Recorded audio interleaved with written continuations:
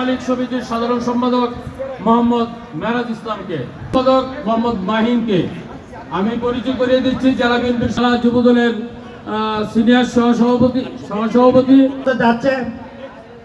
এ পর্যায়ে কোরআন থেকে তেলাওয়াত নিয়ে আসছেন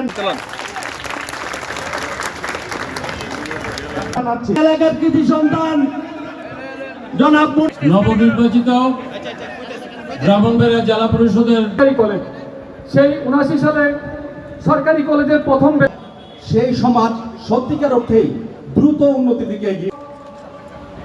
গণপ্রজাতন্ত্রী বাংলাদেশ সরকারের মাননীয় প্রধানমন্ত্রী বিএনপির চেয়ারম্যান জনাব তারেক রহমানের প্রতি কৃতজ্ঞতা প্রকাশ করছি।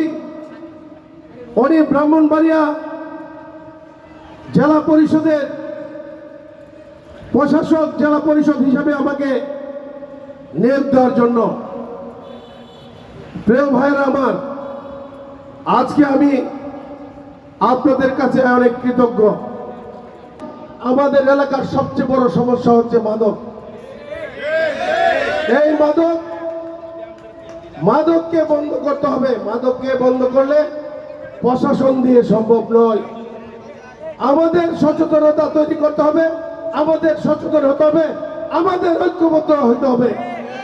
আমরা যদি ঐক্যবদ্ধভাবে একত্রিত হয়ে তাদের বিরুদ্ধে যুদ্ধ ঘোষণা করি, ইনশাল্লাহ আমাদের এলাকায় কোনো মাদক বিক্রি কেউ করতে পারবে না।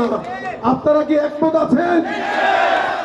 ইনশাল্লাহ আমরা সবাই মিলে এই আমাদের এলাকায় মাদক ব্যবসায়ীদেরকে প্রতিহত করব এবং তাদেরকে আইনের কাছে সুপর্দ করব।